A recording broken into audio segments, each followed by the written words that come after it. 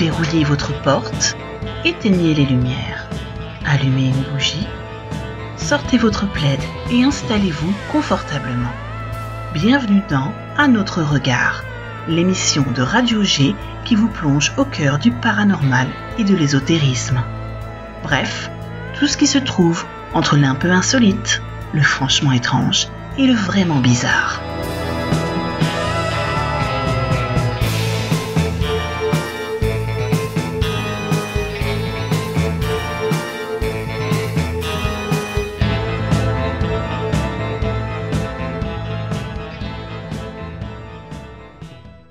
Bienvenue à tous nos auditeurs sur Radio G 101.5 FM.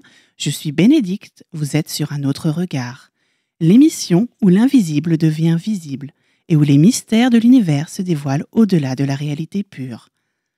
Un mardi sur deux, les semaines impaires à 21h, dans cette émission, nous plongerons ensemble dans les profondeurs du paranormal. Nous partirons à la découverte des phénomènes inexpliqués, de faits déroutants et d'événements bizarres qui défient la logique. Nous explorerons l'ésotérisme et l'occultisme et nous revivrons les mythes et les légendes. Que vous soyez un passionné du surnaturel ou que vous soyez sensible aux énergies des lieux, ou simplement quelqu'un de curieux, cette émission est faite pour vous. Je compte sur vous, bien sûr, pour participer, réagir, poser vos questions et même témoigner d'un événement paranormal. Sans plus attendre, traversons ensemble le miroir de la réalité. Aujourd'hui, nous plongeons au cœur de deux thématiques fascinantes, la résilience et les runes. La résilience, c'est cette capacité extraordinaire à surmonter les épreuves, à renaître de ses cendres après les tempêtes de la vie. Comment trouve-t-on en soi la force de se relever après un traumatisme ou une difficulté ? Dans une deuxième partie, nous partirons à la découverte des runes, ces anciens symboles porteurs de sagesse et de mysticisme, utilisés à travers les âges pour la divination ou la magie. Quel est leur rôle dans notre quête de sens et de guidance spirituelle ? Pour nous éclairer, nous aurons la chance d'accueillir Joëlle, runologue et cartomancienne de Brest, qui nous partagera son savoir unique et sa vision des runes. Alors installez-vous confortablement. J'ai eu envie de parler de la résilience. Alors la résilience, c'est la capacité à surmonter des moments difficiles, à rebondir après des épreuves et à se reconstruire. C'est au cœur de la psychologie positive et ça nous aide à comprendre pourquoi certaines personnes arrivent à se relever face à des événements traumatiques ou tragiques tandis que d'autres sont submergés. Aujourd'hui, nous allons explorer ensemble la résilience et les histoires fascinantes de personnes ayant démontré une résilience exceptionnelle en connexion avec le paranormal et le surnaturel. Alors, ce qu'il faut déjà dire sur la résilience, c'est qu'elle est étudiée depuis les années 70, alors principalement chez les enfants ayant grandi dans des environnements très hostiles. Alors, comment est-ce qu'elle se manifeste finalement au quotidien ? Cette résilience, elle se manifeste surtout face à des événements qui sont personnels, des ruptures amoureuses, des pertes d'emploi, un deuil. Ce qu'on peut dire, c'est que c'est quand même une sorte de force intérieure qui permet de faire face aux défis de la vie, de s'adapter aux changements et de continuer à avancer malgré les obstacles. Chaque individu, bien sûr, rencontre des défis et la résilience se manifeste de différentes manières. Ça ne veut pas dire qu'on évite les problèmes, mais plutôt qu'on accepte le fait qu'ils font partie de la vie, que face à un échec ou à une perte, personne résiliente reconnaît tout de suite la situation et cherche à aller de l'avant. Alors, être résilient dans la vie quotidienne, c'est avoir une attitude qui est optimiste malgré les épreuves. Alors, ça ne veut pas dire qu'on nie totalement les émotions négatives, qu'on n'est pas du tout à l'écoute, mais plutôt qu'on est capable de les gérer tout en croyant que les choses peuvent que s'améliorer avec le temps. La résilience, c'est aussi quelque part savoir s'adapter. Elle se repose sur des compétences pratiques comme la gestion du stress, la recherche de solutions et la capacité à s'adapter à de nouvelles situations. Et puis ce qu'on sait aussi, c'est que les personnes résilientes, elles n'ont pas affronté ça toutes seules, donc elles s'entourent souvent de proches, d'amis ou de professionnels pour les soutenir émotionnellement et les aider à traverser les moments difficiles. Donc c'est vraiment savoir demander de l'aide et savoir où la trouver. La résilience, ça implique également le fait d'apprendre des épreuves. Alors plutôt que de se focaliser sur les effets négatifs d'une situation, on va dire que les personnes résilientes cherchent à en tirer des leçons pour mieux gérer les futures difficultés. Et puis au quotidien, il est quand même facile de se faire submerger par les petits problèmes. La résilience, ça va aider à relativiser les événements et à comprendre qu'ils font partie d'un parcours plus large, que c'est qu'une toute petite partie et qu'on ne doit pas, du coup, focuser dessus. Donc en somme, ce qu'on peut dire, c'est que la résilience, c'est une compétence essentielle pour vivre de manière plus sereine et plus équilibrée, en tirant des forces des difficultés et en transformant les moments de crise en opportunités de croissance. Alors, effectivement, c'est facile à dire. On va voir ça ensemble un peu plus en détail. Qui parmi nous n'a jamais fait face à un moment où il fallait choisir entre abandonner ou continuer, même si c'était difficile? La question de la résilience, ça repose là-dessus finalement. Alors, les mécanismes psychologiques de la résilience, ils sont fascinants et complexes. Donc, il y a plusieurs stratégies qui sont mises en place par notre cerveau. On peut par exemple modifier la manière dont on perçoit un événement, qu'il soit stressant ou traumatique. C'est-à-dire, plutôt que de voir un échec comme une catastrophe, une personne résiliente pourra le percevoir comme une opportunité d'apprentissage. C'est ce qu'on appelle un recadrage mental. Plutôt que de combattre les émotions négatives ou de tenter de les éviter, quand on est résilient, on a une tendance à les accepter comme une partie intégrante de leur expérience et ça permet de mieux gérer la détresse sans se laisser submerger. Et puis on peut, quelque part, un petit peu comme une allergie, se désensibiliser effectivement au stress et on peut apprendre à diminuer la réponse émotionnelle intense qui est associée. Donc comment on peut faire ça? Donc les différentes techniques, il y a toujours l'optimisme et la vision positive. Ça, je crois qu'il n'y a pas besoin de creuser. Il y a aussi le fait qu'il faut croire en notre propre capacité à surmonter les difficultés. Ceux qui possèdent un fort sentiment d'auto-efficacité sont plus susceptibles d'affronter les problèmes de manière proactive et de chercher des solutions qui sont créatives. Et puis, il faut aussi avoir une bonne capacité à s'adapter mentalement aux nouvelles situations, à changer de perspective, à trouver des solutions qui sont innovantes. Donc c'est vrai que quand on a un mode de fonctionnement un peu rigide, quelquefois, on s'accroche à une seule manière de voir ou de faire les choses. Et on a souvent du mal, face à l'adversité, quand il y a le fameux grain de sable qui se met dans le rouage, on a du mal effectivement à fonctionner autrement. Donc la flexibilité, au contraire, ça va permettre de s'ajuster rapidement à de nouveaux défis. Et puis on peut cultiver la gratitude. C'est-à-dire qu'effectivement, elle permet de se focaliser sur les aspects positifs de sa vie. Même en période de crise, il y a toujours du positif quelque part. Donc, au lieu de se focaliser uniquement sur le petit truc qui ne va pas, il faut se focaliser sur le reste qui va. Et ça aide à être plus résilient face aux épreuves. En voilà un petit peu plus sur la résilience en général. Je vous propose une petite pause musicale avec quelqu'un qui était extrêmement résilient vu tout son passé effectivement dans sa jeunesse. Je vous propose d'écouter ensemble Tori Amos avec Crucify. Vous écoutez Un autre regard sur Radio G 101.5 FM, l'émission qui explore tout ce qui se trouve entre l'un peu insolite, le franchement étrange et le vraiment bizarre.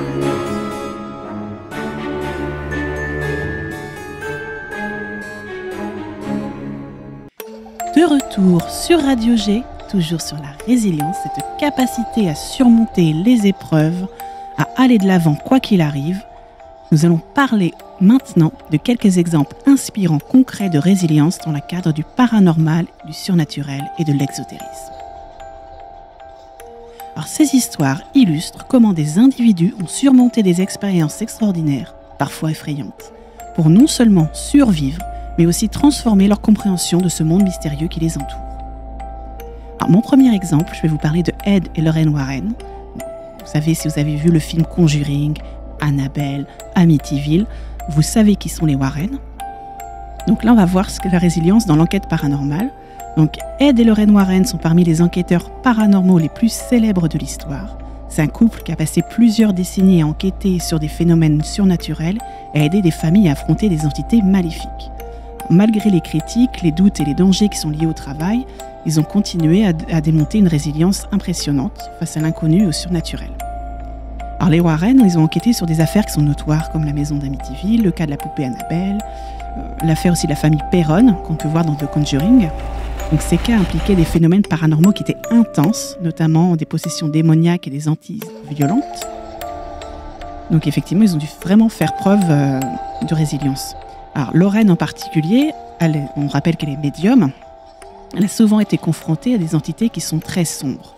Elle a déclaré que sa foi et son engagement vers la lumière et le bien l'ont aidé à maintenir une stabilité émotionnelle et spirituelle face à des forces qu'elle qualifiait de maléfiques.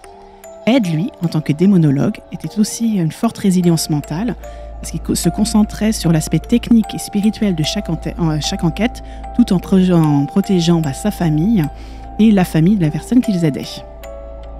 Ils ont aussi fait une résilience finalement face aux critiques, car tout au long de leur carrière, les Warren ont été confrontés à de vives critiques, tant de la part du public que des scientifiques qui étaient plutôt sceptiques. Ils ont cependant continué à aider les familles en détresse, croyant fermement à leur mission spirituelle. Alors, s'il y a une leçon à tirer de tout ça, c'est que les Warren illustrent la résilience face à l'inconnu et à la peur du paranormal, parce qu'on a quand même été dans les choses qui sont extrêmement intenses, comme je disais tout à l'heure, c'est des phénomènes qu'on ne voit pas tous les jours et que voilà, leur travail les a mis en contact vraiment avec des forces qui auraient pu les terrifier, mais ils ont trouvé la force de persévérer grâce à leur foi et à leur dévouement. Si on aborde un deuxième cas de résilience, je vous propose de vous parler d'Elizabeth Kubler-Ross. Donc la résilience, c'est l'exploration des expériences de mort imminente, ce qu'on appelle les EMI, ou les NDE en anglais, Near Death Experience. Alors, Elizabeth Kubler-Ross, elle est psychologue suisse et pionnière dans l'étude des expériences de mort imminente, EMI, et du processus de la mort en général.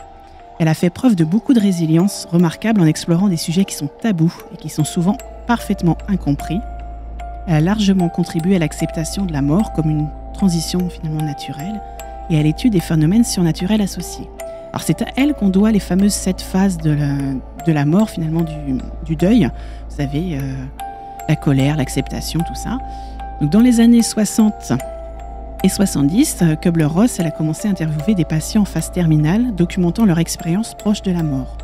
Beaucoup de ces témoignages parlaient de lumière brillante, de rencontres avec des êtres chers décédés, de sensations de paix, et ça remettait en cause, on va dire, les perspectives matérialistes de la mort. Alors malgré la controverse qui entourait son travail, elle est restée résiliente face à l'opposition des milieux médicaux et scientifiques. Beaucoup la critiquaient pour avoir donné de la crédibilité aux récits de mort imminente, mais elle croyait fermement que ces expériences apportaient une compréhension spirituelle de la mort. Alors bien sûr, elle était croyante. Donc elle était croyante dans l'importance finalement de la dimension spirituelle de la vie.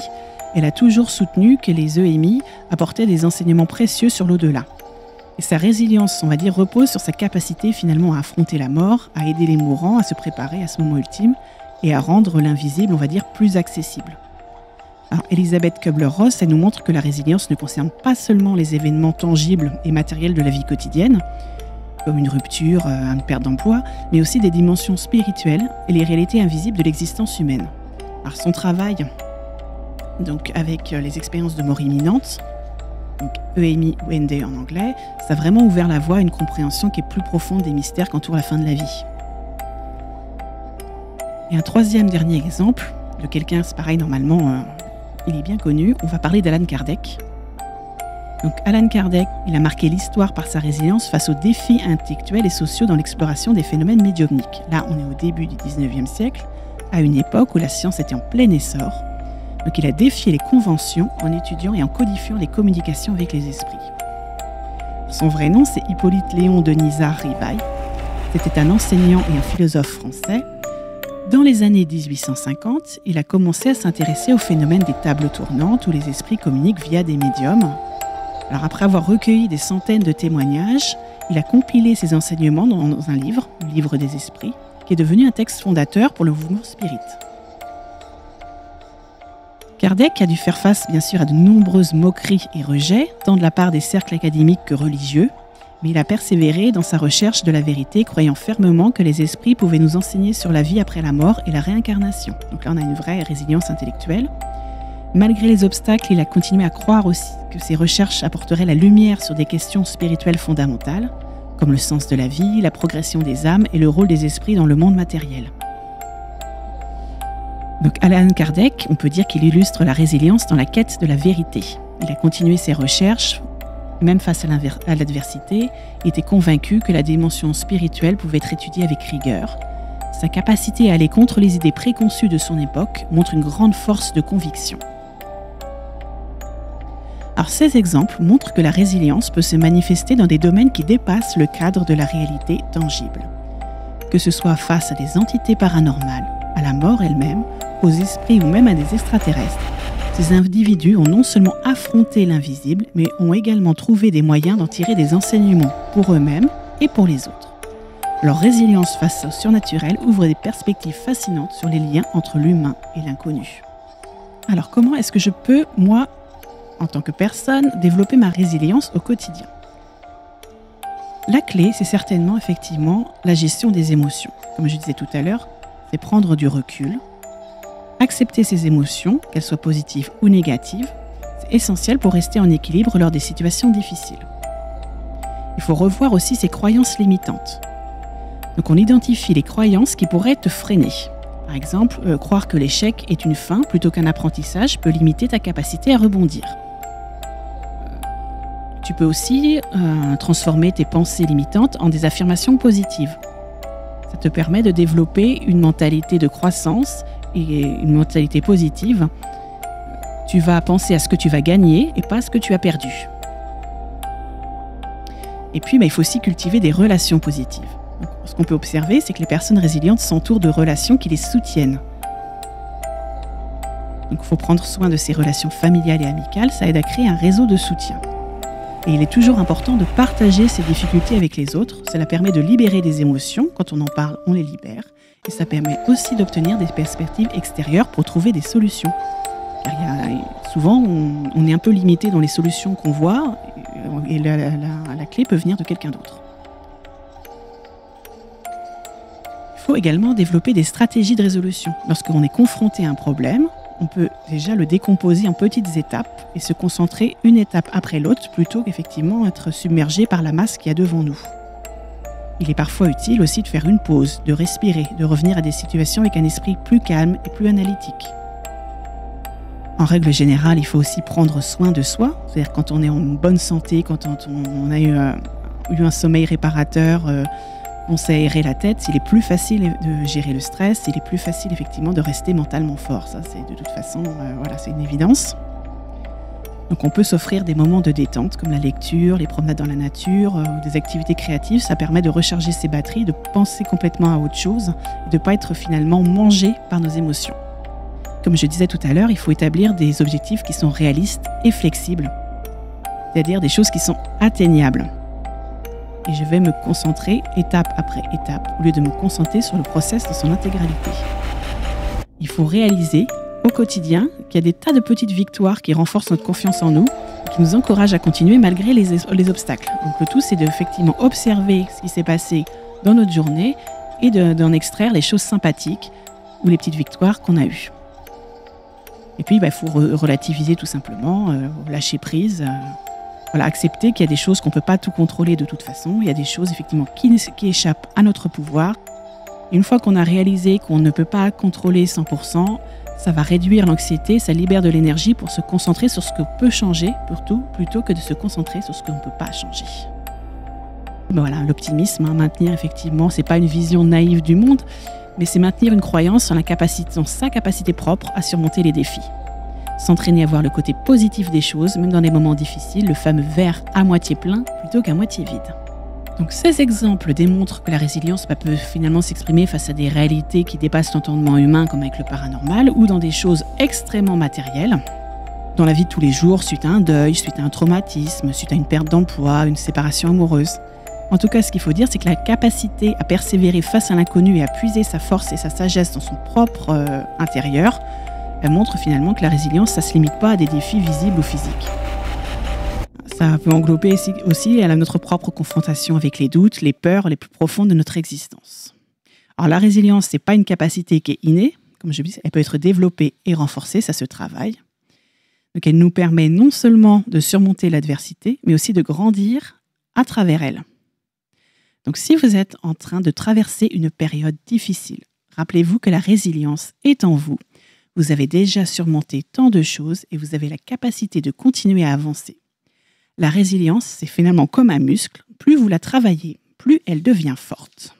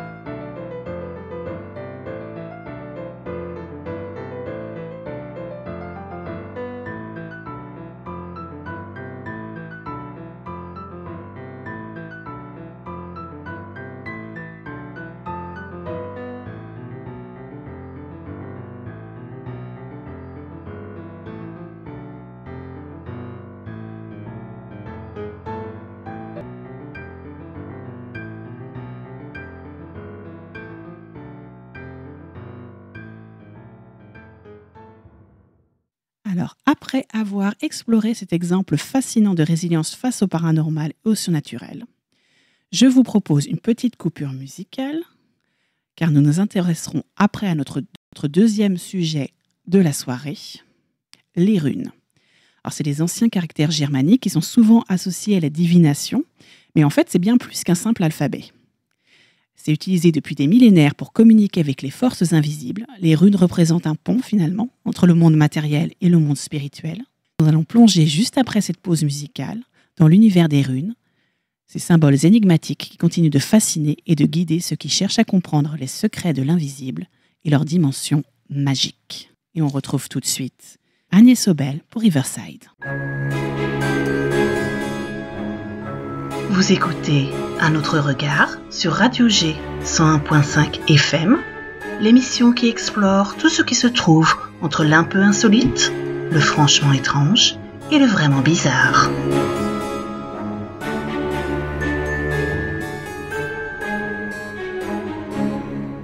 Alors, de retour sur Radio G, on parle des runes. Les runes sont de mystérieux symboles utilisés par les anciens peuples germaniques et scandinaves. Et ils fascinent toujours encore aujourd'hui. Connue principalement comme un ancien alphabet, elle possède également des pouvoirs ésotériques liés à la divination et à la magie. Donc nous allons explorer ensemble leur histoire, leur symbolique et leur usage dans le cadre de pratiques magiques et divinatoires. Alors le mot rune, déjà, il provient du vieil anglais rune et du vieux norrois rune, qui signifie secret, mystère ou encore chuchotement, murmure. Alors, selon la mythologie nordique, les runes auraient été découvertes par Odin, le dieu principal du panthéon nordique.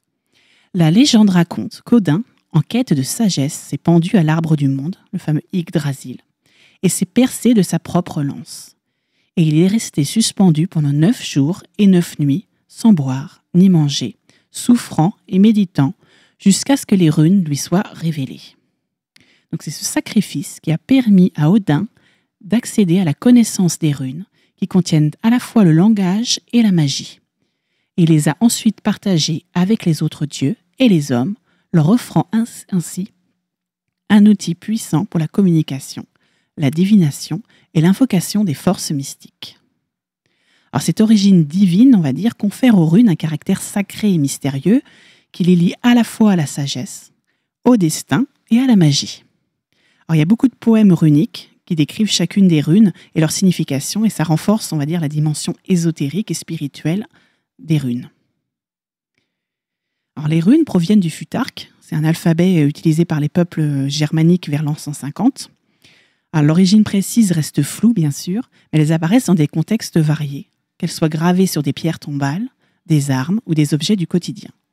Leur usage ne se limite pas à la simple écriture, car elles sont également chargées d'une puissance symbolique.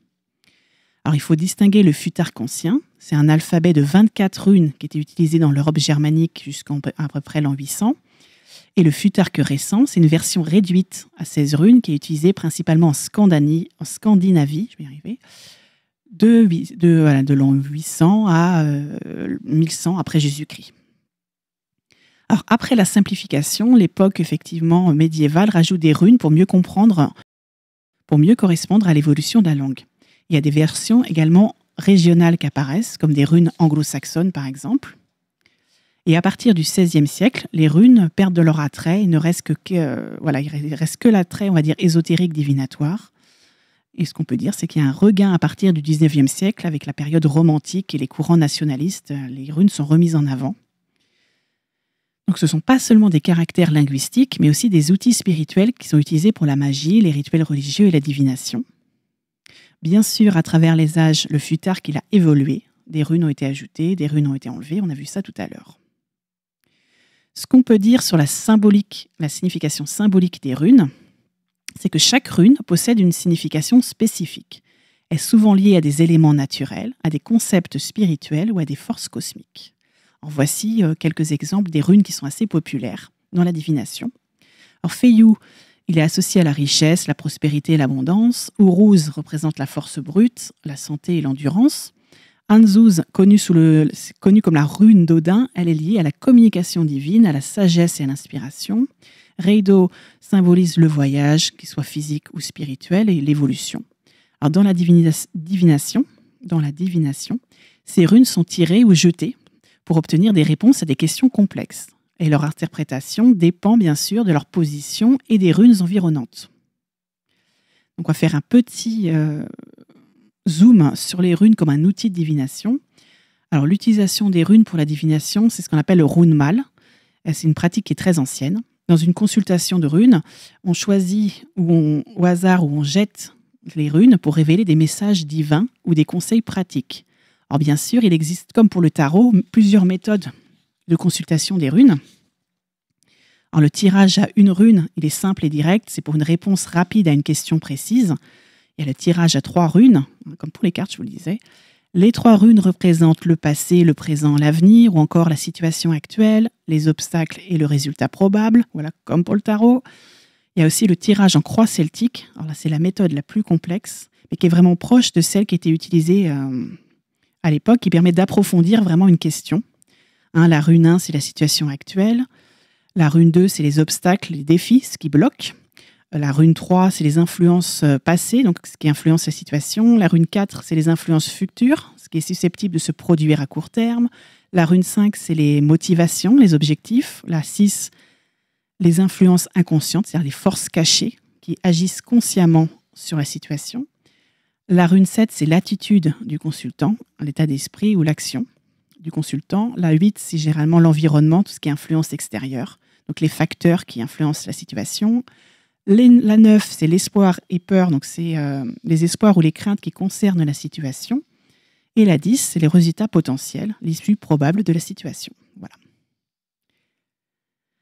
Ce qu'on peut dire, c'est qu'avant de tirer les runes, il faut prendre un moment de méditation, de concentration pour clarifier la question. Parce que dans toute séance de divination, l'important est finalement de bien libeller la question pour qu'elle soit suffisamment claire afin qu'il n'y ait pas de doute. Donc, on place chaque rune sur une feuille blanche pour bien visualiser leur position et leur signification, et on interprète en plusieurs couches. C'est-à-dire qu'il ne faut pas hésiter à revenir sur chaque rune et à observer leur interaction avec le contexte général du tirage, avec celles qui sont à côté. Alors, ce qu'on peut dire, c'est que ces méthodes nécessitent une connexion spirituelle déjà avec les runes et une compréhension qui est profonde de leur symbolisme. Donc c'est quelque chose qui se travaille. Le praticien, lui, il cherche à capter l'énergie des runes pour interpréter les signes en fonction des situations spécifiques. Et il adapte la forme de son tirage à ses goûts et à sa personnalité. Les clés, c'est ça. Il ne s'agit pas de lire simplement le livret, il faut vraiment s'approprier les runes. Retrouvez votre rendez-vous paranormal, un autre regard, un mardi sur 2, les semaines impaires, à 21h sur Radio G. J'espère que ce morceau vous a mis totalement dans l'ambiance. On est toujours sur Radio G, on continue les runes. On va parler maintenant de magie runique. Alors, outre la divination, les runes étaient également employées dans la magie pour invoquer des forces, protéger des individus ou influencer des événements, comme des victoires par exemple. Dans la tradition nordique, les runes étaient gravées sur des objets, des armes ou portées comme talismans.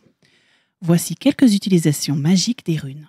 Alors pour la protection, certaines runes, comme Algis, étaient gravées sur des amulettes pour offrir une protection spirituelle ou physique. Pour la guérison, on utilisait la rune Berkano, qui ressemble au B de Bluetooth, associée à la fertilité, à la croissance, et peut être utilisée dans un rituel de guérison, par exemple. Pour les charmes d'amour et de chance, des combinaisons de runes, ce qu'on appelle les bidrunes, pouvaient être créées pour attirer l'amour, la chance ou la prospérité. Alors, les runes gravées ou dessinées formaient ainsi des sortes de codes magiques qui activaient des énergies particulières selon les besoins du pratiquant. L'utilisation magique des runes est une pratique très ancienne qui combine les symboles runiques avec des rituels ou des intentions spécifiques pour influencer le monde spirituel et matériel. Car chaque rune est porteuse d'une énergie particulière et leur combinaison ou utilisation individuelle permet d'invoquer des forces, de protéger, guérir, attirer ou repousser certaines influences dans la vie du pratiquant. Les runes sont souvent gravées ou dessinées sur des objets pour canaliser leur pouvoir. Donc, comme sur les amulettes et les talismans, les runes gravées sur des bijoux ou des pierres pour protéger, attirer la chance, renforcer les aspects de la vie du porteur. comme par exemple renforcer son courage ou renforcer sa force physique. La rune Algiz, par exemple, est souvent utilisée pour des talismans de protection, tandis que Feyu est utilisée pour attirer la richesse et l'abondance dans sa vie. Elle était également gravée sur des armes ou des outils. Donc, dans la culture nordique, les guerriers gravaient des runes sur leurs armes pour obtenir la protection divine et la victoire au combat. Donc, la rune Tiwaz est souvent associée au dieu Tyr, qui était souvent gravée pour obtenir la justice et la force en temps de guerre. Et puis, comme je disais tout à l'heure, les runes pouvaient être combinées entre elles. Donc, c'est ce qu'on appelle les bidrunes, des combinaisons de runes pour des intentions spécifiques. Donc, les bindrunes sont des combinaisons de 2 ou plusieurs runes fusionnées en un seul symbole pour renforcer l'intention magique. Alors, ce sont des outils puissants, bien sûr, pour concentrer plusieurs énergies en un seul symbole. Et elles peuvent être utilisées pour une variété d'objectifs, la protection. Donc, on peut par exemple combiner en bidrune Algiz pour la protection et Ewaz pour la résilience spirituelle pour créer une barrière protectrice contre les énergies négatives. Si on veut œuvrer au niveau de l'amour et de la fertilité, là, du coup, on utilisera la rune Berkano qui symbolise la fertilité et la croissance et on la combinera peut-être avec Gebo, la rune du partenariat et du don, pour attirer l'amour ou favoriser des relations harmonieuses. On peut chanter ou réciter les runes. C'est ce qu'on appelle le galdre. Donc le galdre, c'est une technique de chant runique où les runes sont vocalisées à haute voix. Donc ça doit être assez impressionnant, avec une intonation particulière pour amplifier leur énergie magique. Chaque rune a en fait une vibration spécifique qui est censée activer ses pouvoirs. Donc chanter la rune Anzuz peut invoquer la sagesse et la guidance d'Odin. On peut également utiliser les runes pour graver dans des bougies ou des objets rituels. Lors des rituels de protection, de guérison, de prospérité, les runes vont être gravées sur des bougies, l'encens ou des pierres rituelles pour infuser l'intention dans le rituel. Donc, par exemple, on gravera Berkano sur une bougie verte dans un rituel de fertilité ou de guérison. L'utilisation des runes dans la création d'espaces sacrés, on peut aussi utiliser les runes dans des lieux spécifiques pour protéger une maison, un hôtel ou une personne. Donc, la rune de protection comme Algiz, elles sont souvent placées à l'entrée des maisons ou autour des espaces sacrés, par exemple sur des murs, sur les poutres, pour repousser les esprits malveillants. Et certaines runes sont également utilisées dans des pratiques de guérison. Donc, soit en gravant ces runes sur des pierres de guérison, soit en les traçant directement sur la peau. Donc, toujours Berkano, la croissance, la guérison, fertilité. Ou la gouze, qui est la rune de l'eau, qui était liée au flux d'énergie, aux émotions et à la guérison émotionnelle. Donc elle est souvent utilisée dans des rituels de purification et pour harmoniser un peu les émotions. Puis bien sûr, les charmes d'amour et de chance par les runes. Les runes peuvent être employées pour influencer l'amour, la chance ou d'autres aspects de la vie quotidienne. Là, on pourra créer des bidrunes pour attirer l'amour comme Gebo pour l'union et Unjo pour la joie. Les runes sont souvent dessinées sur du papier à ce moment-là ou gravées sur un objet que le pratiquant peut porter sur lui ou placer sur un autel pour établir une vraie demande ou s'en servir pour prédire des événements ou influencer une situation future. Donc, Reido, qui est associé au voyage ou au changement, peut être utilisé dans des rituels pour influencer un voyage ou un déplacement important pour que l'issue soit favorable. Ou Tiwaz, qui est la rune de la justice, elle peut être employée pour résoudre un conflit, par exemple, ou un désaccord, en invoquant finalement l'énergie de la vérité et de l'équité. Une autre des phases importantes, c'est la protection magique des runes. Donc, les runes sont souvent utilisées pour la magie protectrice. Donc, on a Algiz. C'est une rune qui est la plus couramment utilisée pour la protection. Elle est souvent portée sous forme de talisman ou gravée sur des portes ou des murs pour protéger un espace. Ou Ewaz. C'est une rune qui est liée en fait à l'arbre Yggdrasil, le fameux arbre auquel Odin était pendu. Elle symbolise la protection contre les forces négatives et les dangers. Donc, ce qu'on peut dire, c'est que l'utilisation magique des runes est une tradition qui est riche et très ancienne et ça permet de canaliser les énergies des éléments, des dieux et des forces naturelles.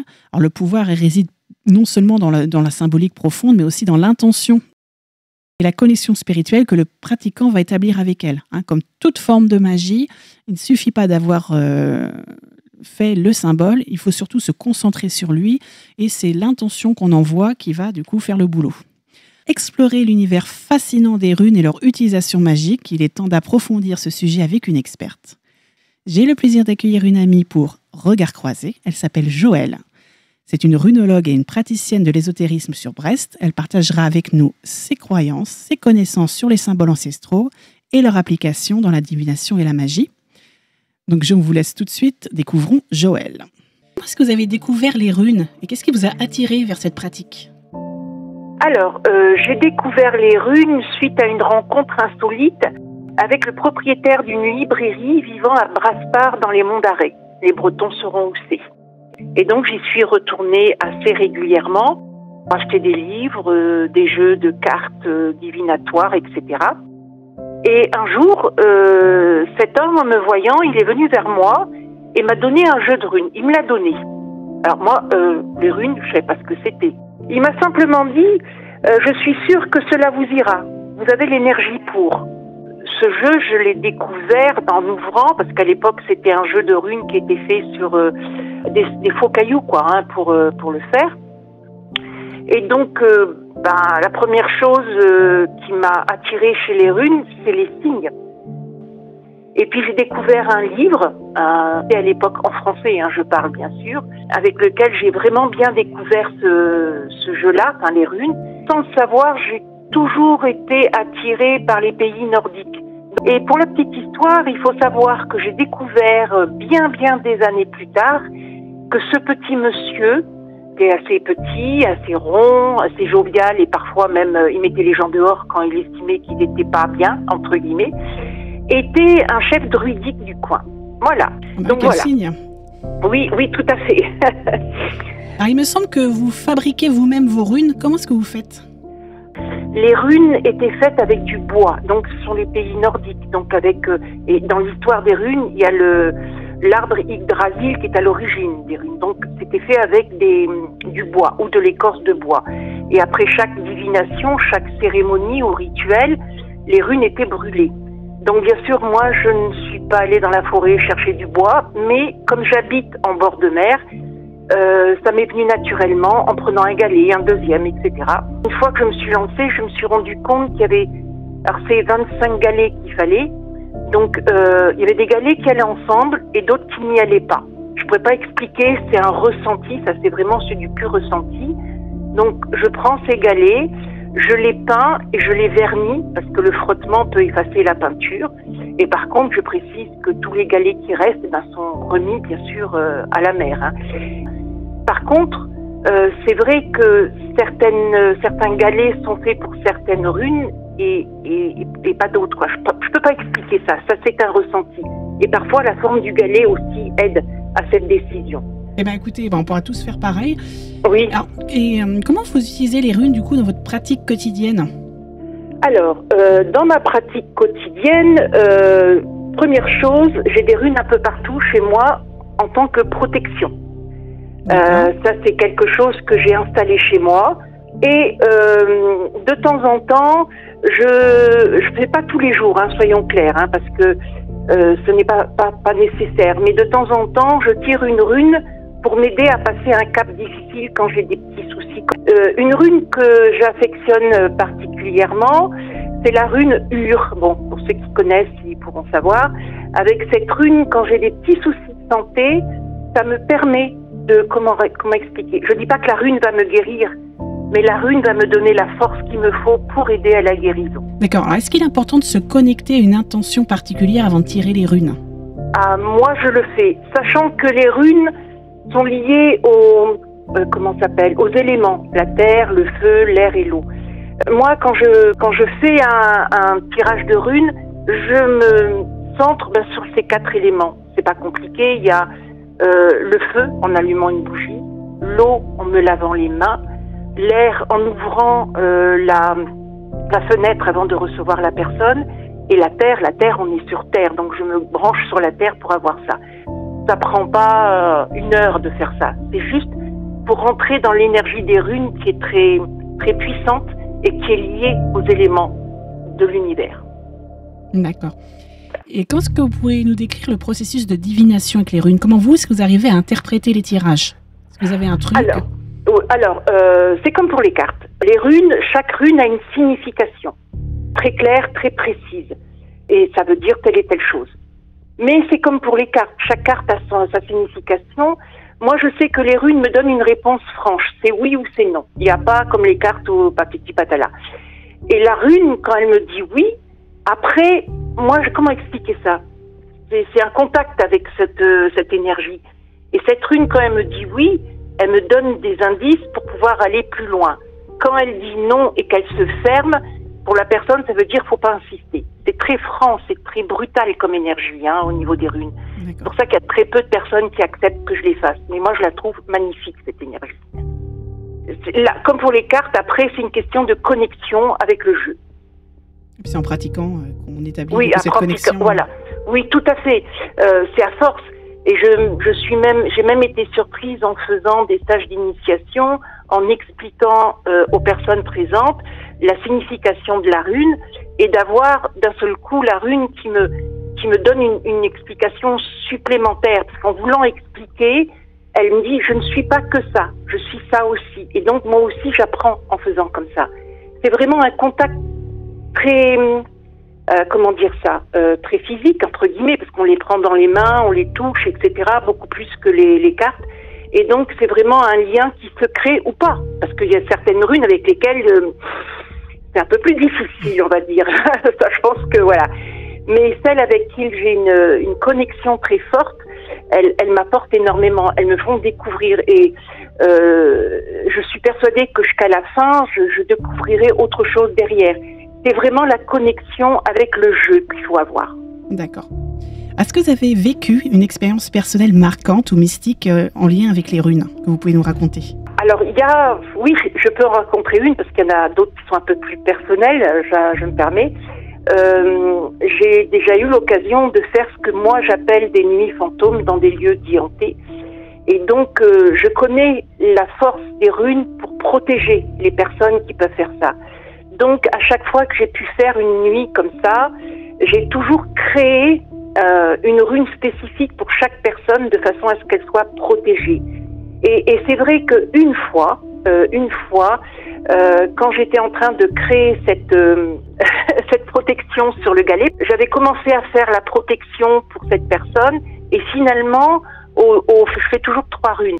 Et pour cette personne, il y a une 4e rune qui est venue s'installer dedans. Alors comme si cette rune-là s'était imposée. Donc en faisant le dessin, au fur et à mesure, d'un seul coup, j'ai vu que je faisais une rune supplémentaire. J'ai laissé faire, parce que il fallait... Mais ça m'a beaucoup surprise, parce que c'est comme si la rune m'avait poussée à ce que je l'inscrive avec les autres.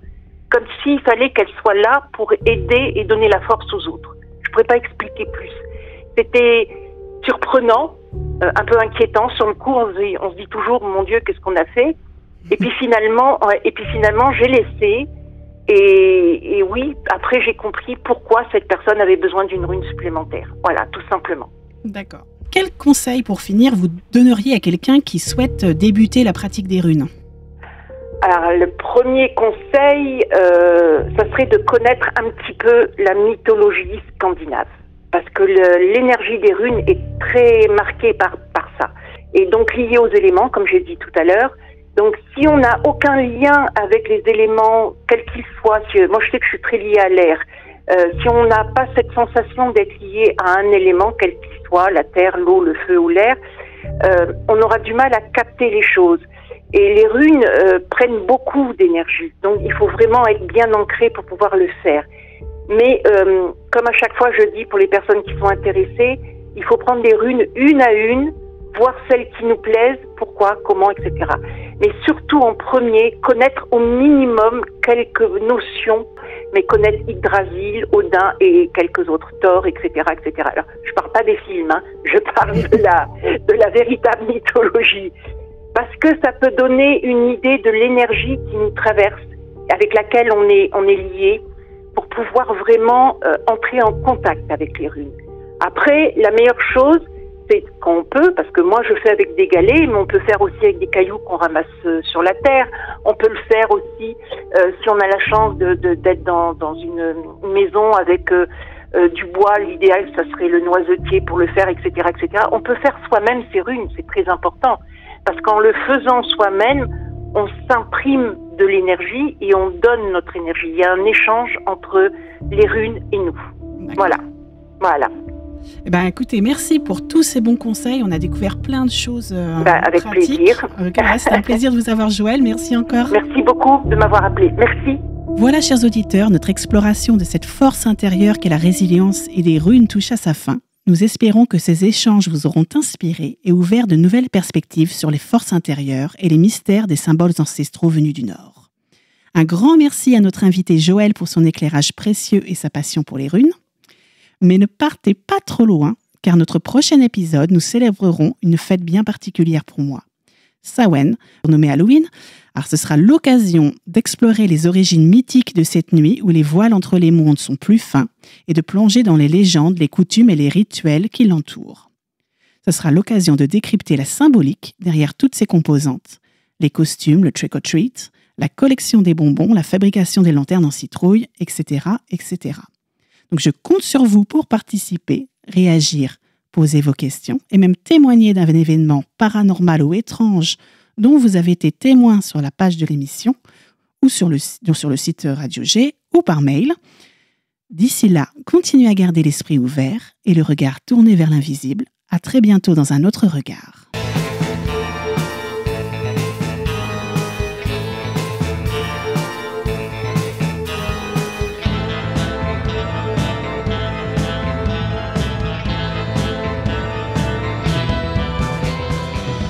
N'oubliez pas, le paranormal, l'ésotérisme ne sont pas seulement des domaines de l'imaginaire, mais des invitations à voir le monde sous un angle nouveau, à questionner nos certitudes, nos habitudes et à enrichir notre existence tout en gardant notre esprit critique. Vous l'aurez compris, c'est aussi une invitation à adopter un autre regard. Merci d'avoir été à l'écoute.